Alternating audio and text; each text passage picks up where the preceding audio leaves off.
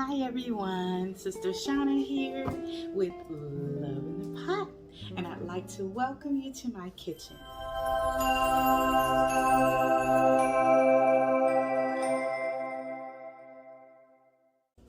So today we are featuring sweet treats. So in our sweet treat segments, I am going to show you a few somewhat simple desserts that you could certainly do. You can modify them to your preference and include ingredients that you like. So please don't feel locked into a recipe. Get creative, have fun, and make it your own. So let's get started. If you're like me, I'm a bargain hunter. I shop according to what the store has available to make my budget work for me. And with that said, sometimes you find great deals at the store, or you've been blessed to get items from your food pantry and you're wondering, what am I going to do with this? I certainly don't want to let it go to waste. So let me help you out. Now, I happen to have a ton, and when I say a ton, I have a ton of these in my freezer, and we don't really eat bread like that, but I have a use for it. So today I'm going to show you how to make fresh homemade bread pudding two ways. No, two ways, not four. You know me, I try to always give you a little bit more than what's expected. So let's get it going. All right, I'm back. Coming to you with clean hands. As always, remember, be precautious, do your things decently in order, have your mise en place ready to go so you know you have everything that you need. And we're going to begin with the right tool. So I have a large cutting board, I have a large bowl that I'm going to be putting my diced bread into, and I have a serrated knife, or you may know this as a bread knife. I also have my chef knife on hand. We'll go to that shortly. And we'll start cutting up this bread. Please forgive me because I have my phone propped up. I'm struggling. So you're going to be at the low profile, and I'll lean down the chat when I need to. Anyway, we're going to start cutting our bread.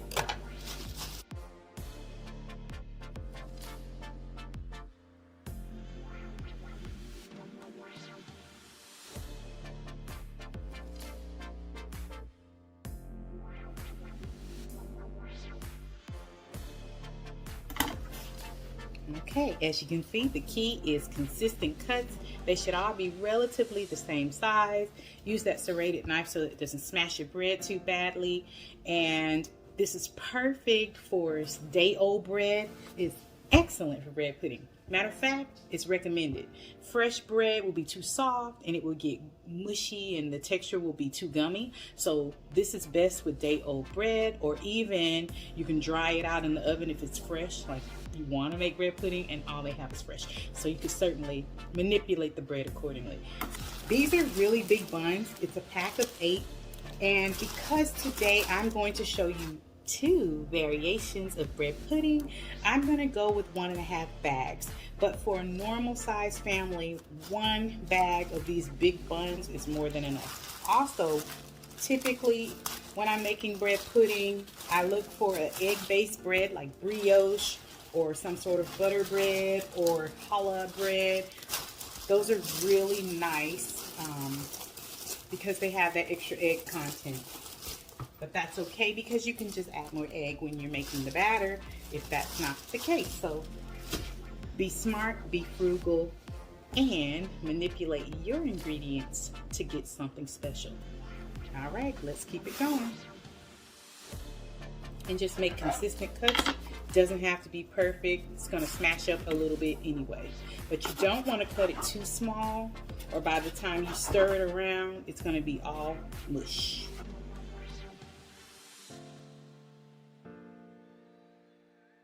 All done with the cutting, we'll be on to our next step. We'll tidy up and get ready to prep our additives.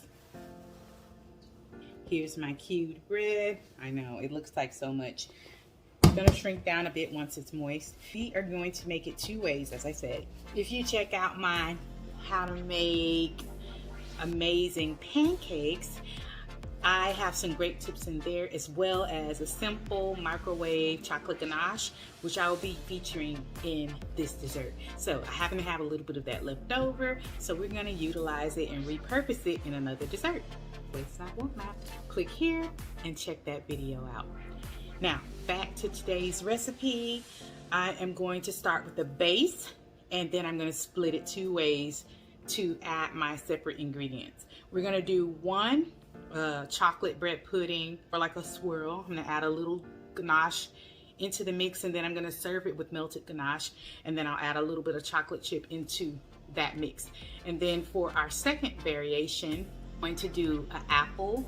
It was very good. I served it with fresh caramel, apple caramel actually, and it was I did a maple apple flavor, and that came out really well. So we'll just replicate that because it was pretty easy, much easier than you think. We will do those 2 variations, but we will start with a neutral base. Split the batter and make our 2 versions. Before we begin, we'll need to prep our apples. The ideal apple for baking is Granny Smith because they're tart. They cut the super sweet taste of certain things because they're not super sweet, and they're firm. They hold up to cooking. These will do just as well, and because we're cooking them down anyway, I really don't care if they get a little mushy because I'm looking for the essence of the apple. This recipe is a perfect way to get rid of apples that may have some bruises or a few imperfections. Don't waste it. Juice it. Make some sort of an apple slaw, or combine it in a dessert like apple pie, apple cobbler, apple crisp, or even apple bread pudding. Okay, so we're gonna prep our apples out. Now you can peel these with a veggie peeler. I have my little paring knife here, so I'm just gonna do that. We'll get these prepped, and then we'll be back to continue.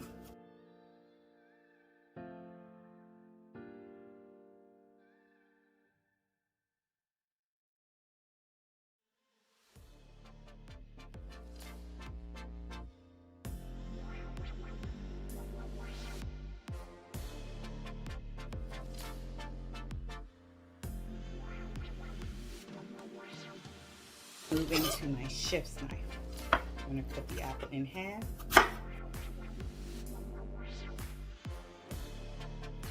Do this however it works for you. Don't feel pressured that you have to be meticulous like me. This is how I was trained. This is what I do. This is what I find to be faster for me. So just get it done however it works for you. Just be safe. Now that we have our halves, we're going to cut the core out at a 45-degree angle. A few apple skins here and there doesn't hurt anything, but we do want to make sure there are no apple seeds. Apples done. I'm going to give them a quick rinse. Maybe we will just slice them, and they don't have to be perfect. Slice and dice. Okay.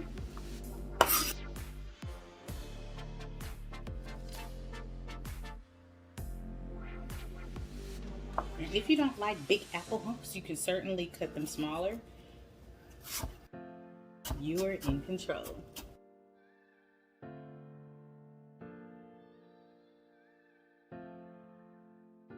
That's all my apples. We are first going to make our custard to bind the bread pudding and allow it to soak. Actually, bread pudding is one of those things that are great to make ahead. So this would be an excellent prep ahead dessert. You can put them in cute little ramekins. You can do individual cast iron skillets. Be careful though, it would burn quickly because that cast iron stays hot and holds the heat. You could do it in one large portion, whatever works for you. I would say letting it sit overnight is great, but you could totally let it sit overnight for up to like 3 days, or make it ahead, wrap it over, under, nice and tight and securely, label it, freeze it, and hey, you have a quick dessert option when guests come by at the last minute. You can bake it straight in the oven from frozen. It will take twice as long, but you could utilize some day-old bread when you have it and put it away for a rainy day. We have our bread, and it's quite nice to leave it uncovered so it can continue to air out and dry out. That way it can take on the moisture content we're going to put in it. So I'm going to grab milk and heavy cream. Oh, guess what? This is a fantastic recipe for masking, hiding, getting rid of over whipped cream. So my baby over whipped some whipped cream and she almost made butter. But it's not spoiled. It looks curdled because it was in the process of the fat solids being separated from the liquid. But at any rate, it's perfectly fine with cream. Why am I going to trash it? Sure, everybody has done that before because it can happen quickly. We are going to make this with love. I really don't like measuring, but I do know in certain types of baking, it is a requirement, like cakes, pastries, and things of that nature. Even different mixes like the pancake mix, you have to measure. But this is one of those relaxed recipes that you can just follow a guideline and tweak it and see what works for you. And a little bit more here or there really doesn't hurt anything. I will not be really measuring for this. I'm doing it by eye. I've made so many bread puddings, I never measure. So my base is depending upon how much bread you use. For the amount of bread I have here, I'm probably gonna need like a total of 4 cups of liquid. I'm just guesstimating, but once I put it on the bread and it starts to soak it up, I can determine if I need more. So we'll play that part by eye. So I put about 2 cups of milk. Actually, I think I'm gonna do about 3 cups of milk, and I'm gonna do about 1 cup of heavy cream. I do wanna save some cream to make a glaze later to drizzle over the top of our apple bread pudding. It's just very pretty. Gives you that bakery fresh element. Before I touch my eggs, I'm going to add some raw sugar. We're going to do about a cup. It will take quite a bit to sweeten that bread, but this is the beauty of it. You're in control. If you don't want to use that, you can certainly use agave nectar. You can use date syrup. You can make the adjustments accordingly to your needs. I'm going to add some brown sugar. I prefer light brown sugar, so I'm going to add probably about 3/4 of a cup or so. Okay, I'm going to look for it to have that nice sweet smell, and I'm going to add a pinch of salt. Remember, salt highlights all flavors. Do it in your hand so you can control it. You don't want it to be salty, you just want it to accent. Okay, both bread puddings will be complemented by cinnamon.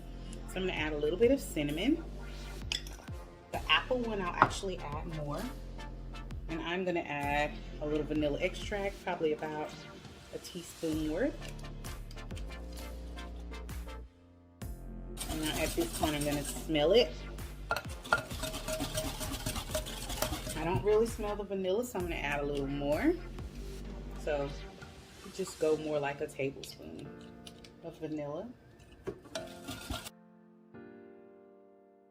Don't forget, we need to add in our over whipped heavy cream. Remember, it's not expired, it just almost became butter. But hey, we've all done it. Well, most of us anyway. And remember, tidy as you go. If your dishwasher is empty before you begin, you know, something like this, then you could rinse and load as you go. Okay, less cleanup for later.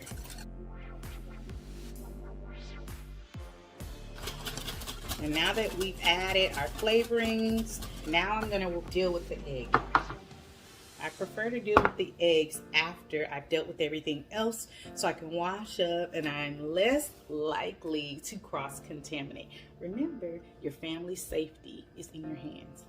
So I would say for the amount that I'm making, which would be like 2 baking dishes, you'll need at least 6 eggs. I'm gonna go with 7 just for a little cushion. And I'm using whole egg.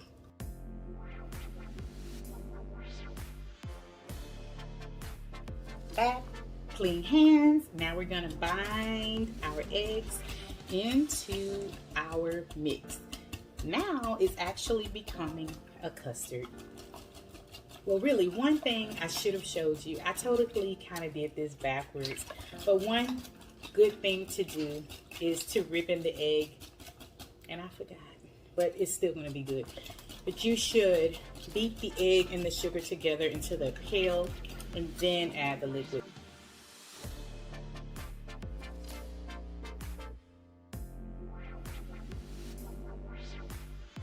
So the bread pudding can sit and soak up all that liquid. We have our bread cubes here, and I'm going to add it on. If you have eggshells, they would be right here in the bottom, and you would be able to see that before you scrape your bowl. I don't have any, so I'm going to scrape.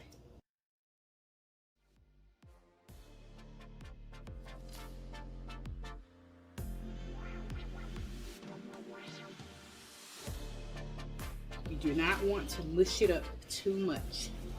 So just toss lightly around, rotating the bowl, and you'll see the volume's going to start decreasing. And this is nice and moist. You don't want it drowning in liquid, especially if you're making it that day. Now, if you happen to have too much liquid, it's perfectly fine if you're baking it in a couple of days. But if you're baking it that day, it will need to absorb that liquid, or you should use less. Add just a little bit more heavy cream, probably another 1/4 cup. See, that shrunk down to about half. We're going to divide this between 2 containers.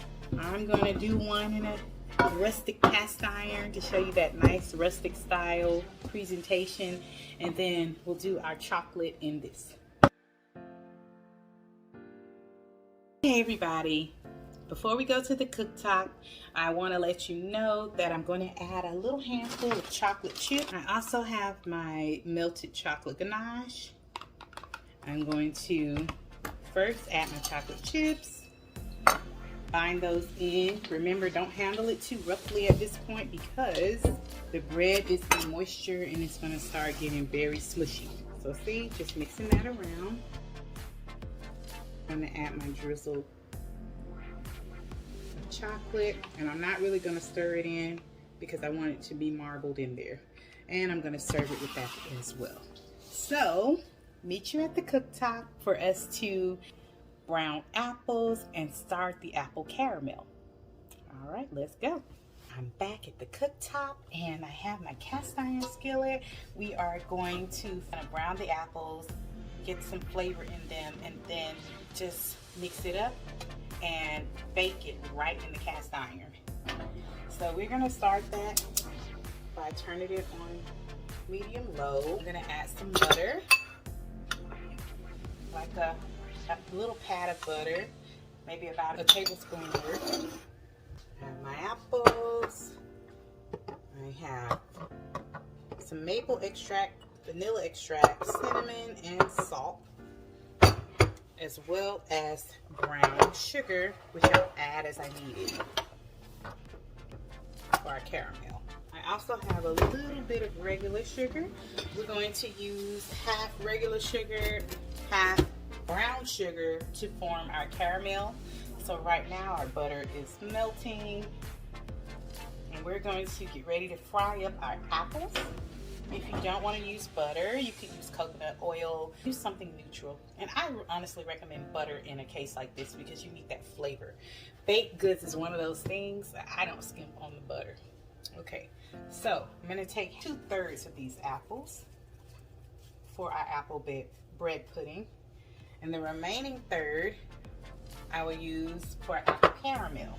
If you don't like the apple, leave them out altogether. It would be really yummy just as a plain bread pudding. Now I can turn my temperature up a little bit because I have another little medium pot. I am going to also add a little pat of butter. Not a lot of butter at this point because we usually finish caramel with butter at the end. Get that melted and add our apples to form the apple caramel. Our apples that are in the pan, I'm going to add some cinnamon, a good bit of it actually, to really get that nice appley pie flavor. Stir those around and just kind of let them fry get some color to them. Remember, caramelization is flavor. There is a difference between burnt and caramelized. We're talking brown, gooey, a nice deep brown color. And we're actually not going to add anything to the apples other than the cinnamon and a very small pinch of salt. But because I want them to caramelize and get some color before doing anything else to them. And before they begin to brown, they're actually going to start leaching out the natural water in the apple. So you just have to be a little bit patient, but it will happen, okay? Add my pinch of salt. Stir it around. Spread the love. In the meantime, this is allowing our bread pudding to sit and to soak up the liquid of that custard so that it will be more rich and tender and delicious. Now my butter's melted in my small pot. I'm going to add those apples for the apple caramel. You can certainly chop them down smaller. I intended to do so, but I forgot. I prefer the bits of apple smaller in the apple caramel, but you know what? It's perfectly fine. I'm going to kind of do the same thing over here with these apples. A little cinnamon, light pinch of salt,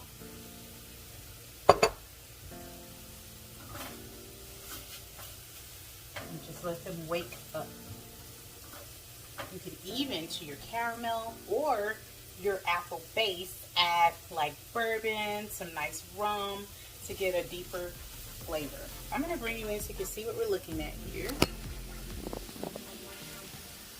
Now, the apples are beginning to get tender.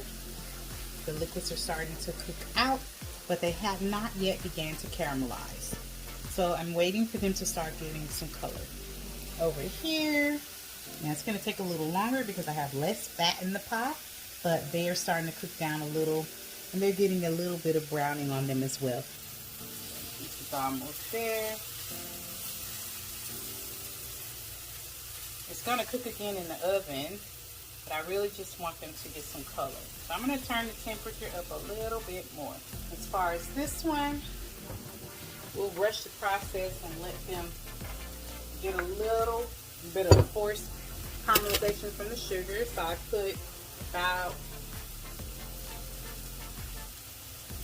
1/3 of a cup of brown sugar, about the same of granulated or raw sugar. I prefer raw sugar. It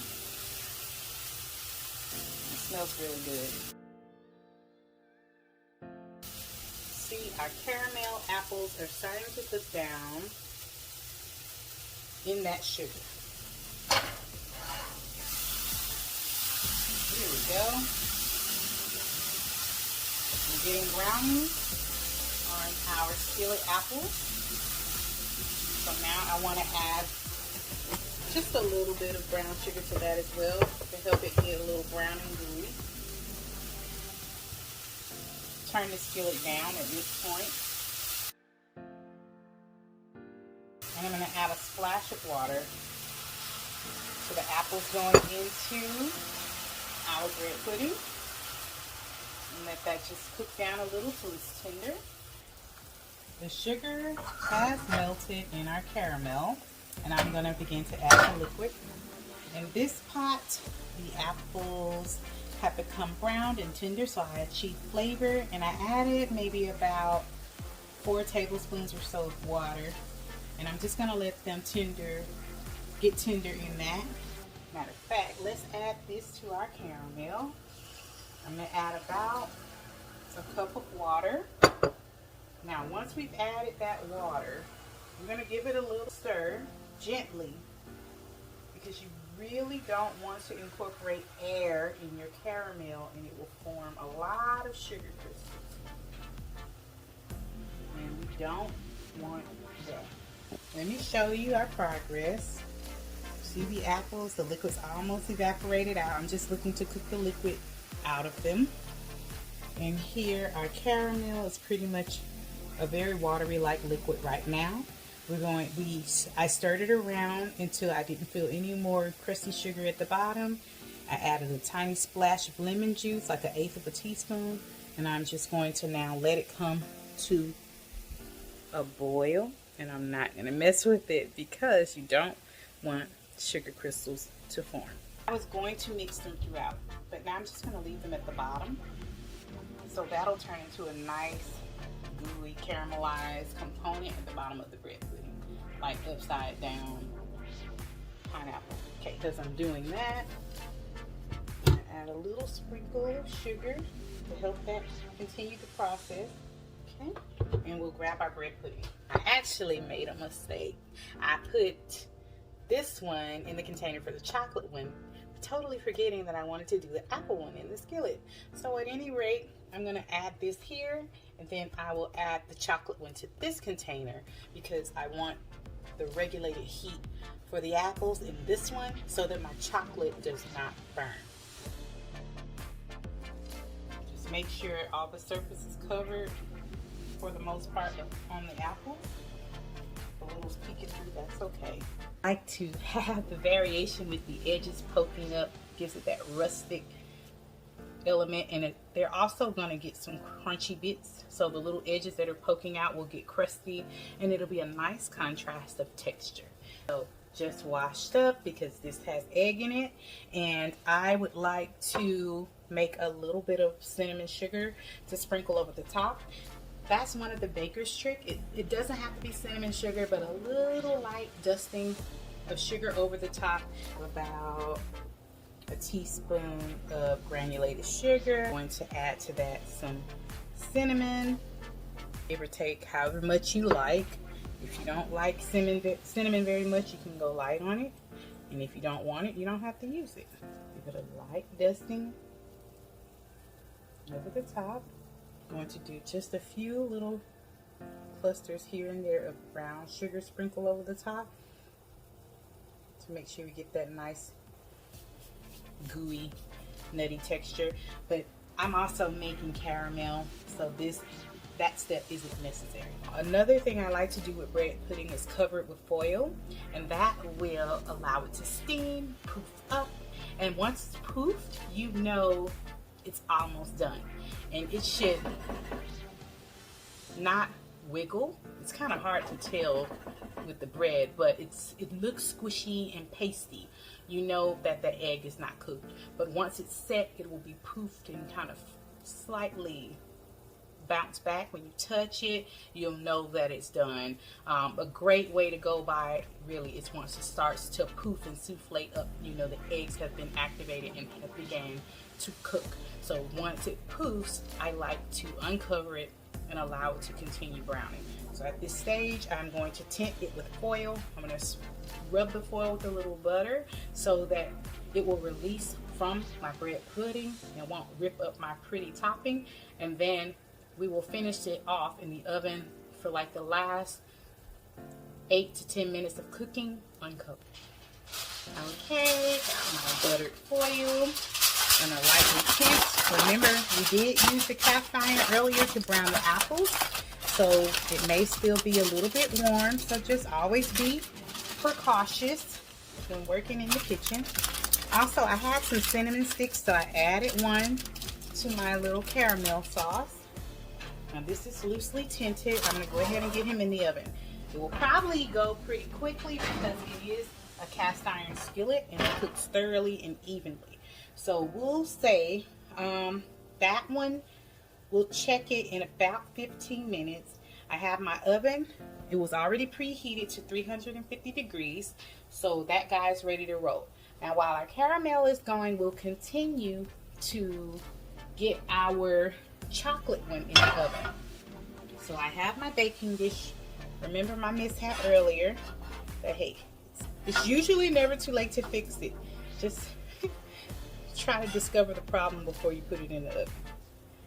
So I'm going to put my chocolate one in here. So I'm just going to kind of just slide this in the baking dish. It's amazing how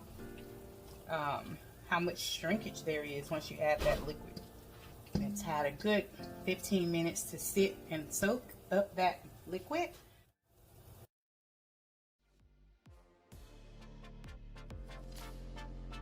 Also add coffee extract in here or espresso powder.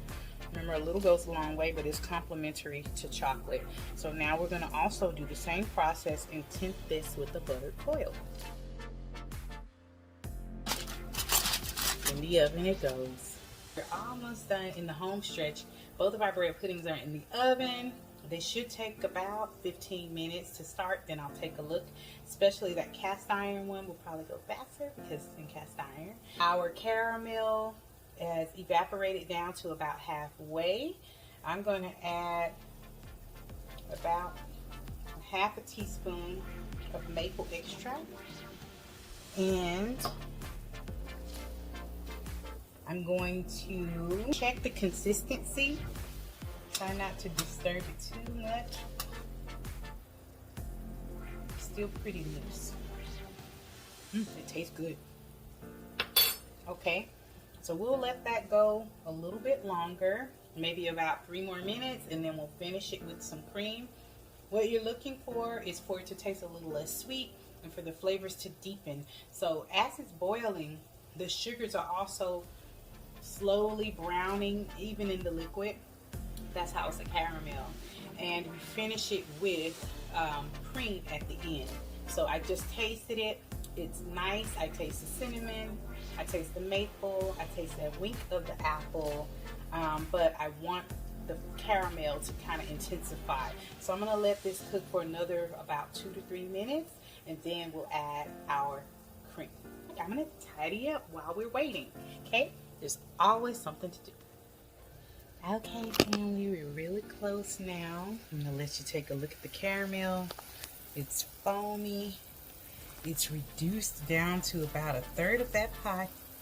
And I am ready to add my cream. It smells aromatic, so I know that the flavors have deepened. I can see the consistency. It already kind of looks syrupy. So I'm going to turn off the heat. Add a little cream. And then I'll just cook that a little bit longer to get that cream incorporated. Sort of at the home stretch now. Get that cream kind of incorporated. So remember, you don't want to really stir it much. And we'll just let this cook for another maybe 2 minutes, and then I'll finish it with a little tiny pat of butter and turn off the heat and allow it to cool. Meantime, I'm gonna get ready to check our cast iron bread pudding and see what we're looking like. Not sure if you can tell, it has definitely inflated a bit. So I'd say it's still in the inflation process, but it looks a little spongy. I can touch it.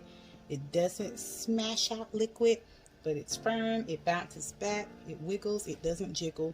That's the custard rule of thumb. Your custard should not wiggle. It should give a tight jiggle.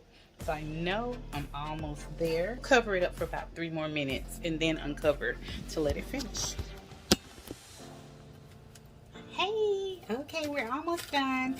I'm gonna show you a quick flavored glaze. Now you can do vanilla flavored glaze, you could do cinnamon and maple flavored glaze, whatever you want to do. I'm just going to stay in theme with our apple, and I'm just going to do a very basic maple glaze. I have maple extract, and I have a little powdered sugar, and I have a splash of heavy whipping cream. And you will not need much of that. You can certainly do it with milk, but in all honesty, I'm not quite content with how it tastes when it's done with milk. I prefer it done with half and half or heavy cream.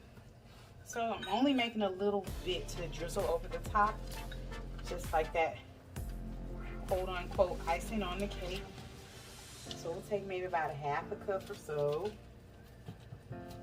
Now you want to get your flavoring in before you start thinning it out, because it does not take much liquid to thin out powdered sugar. So I'm going to add a little touch maple extract. And a wink of cinnamon. I had that cinnamon sugar, so I just added a pinch of that. And now we'll add probably about a teaspoon worth at a time and just gauge it from there. So I want it drizzling consistency, so it happens very quick. See, I think we could take a tiny bit more.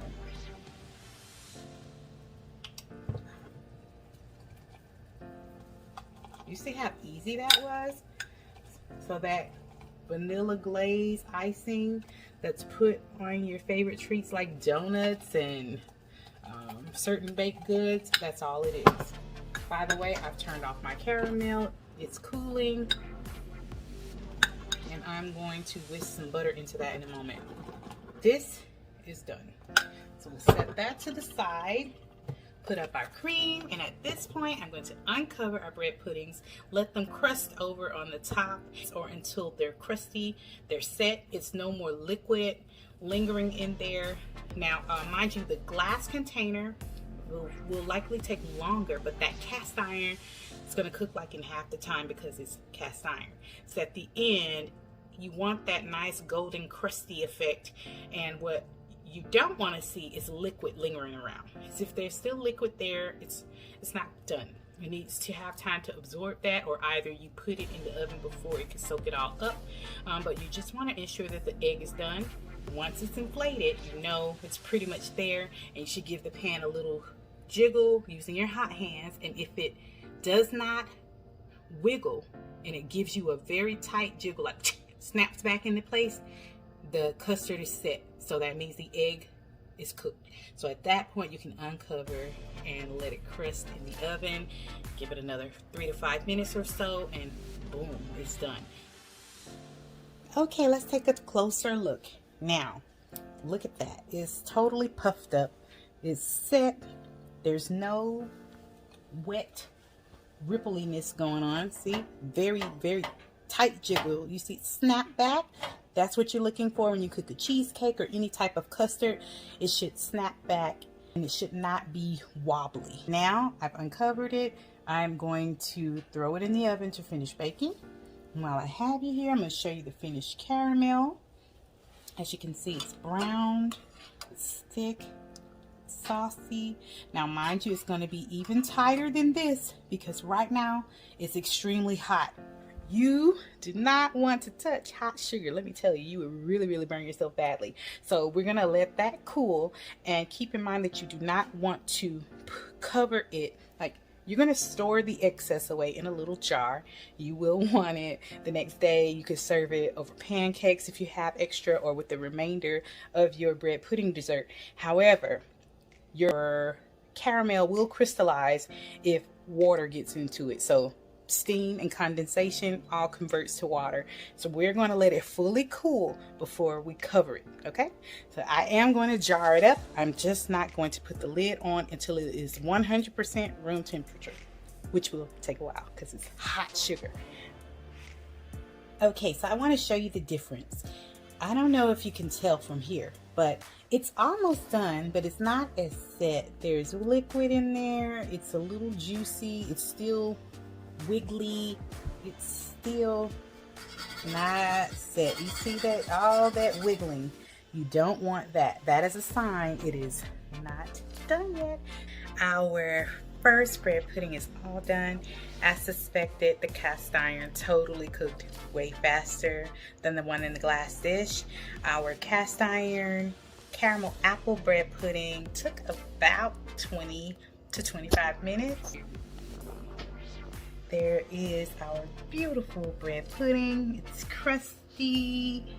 The edges are bubbly from the caramel. Not sure if you can see it. And then we also have our lovely handcrafted caramel. I am going to allow this to completely cool before covering to ensure that it does not crystallize.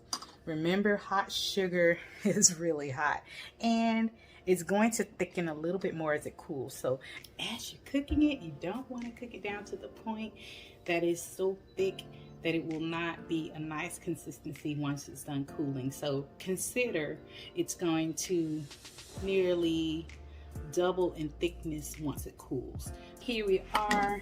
We have nice apple bits in there. It's lovely and gooey and caramelly. The flavor's deep. Oh yeah, we did make a beautiful maple glaze just for that extra je ne sais quoi. So I have my maple glaze. That was very simple. And I'm just going to give it a little drizzle. It's just really pretty. You don't want to put too much of this stuff because it will be very sweet. Remember, you're serving it with the caramel, but That's one reason why I don't make my bread pudding extremely sweet. That way I can have room to have something nice and moist to serve with it, like a creme glaze, which is basically a cooked custard sauce, like ice cream before it's churned, or some sort of caramel as we've done today. So here is the finished glazed bread pudding, and we will scoop a portion out. Yummy, yummy.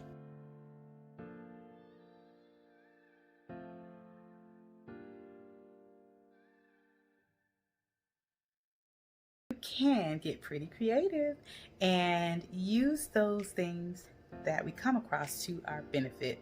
Hey, have stale bread, make bread pudding. Okay, big bread sale, need to get rid of some, make bread pudding. Remember to like, share, and subscribe. And don't forget to check me out on Instagram. Yes, I finally did it. I am a techno dinosaur, and that is not my thing, but I do hope that you'll be inspired, that you may get some great ideas, and I welcome you to continue to follow me on this journey as we put love into our pots. Don't forget to hit that bell, and you'll get reminders every time I throw something new out there. So like, share, subscribe, and enjoy.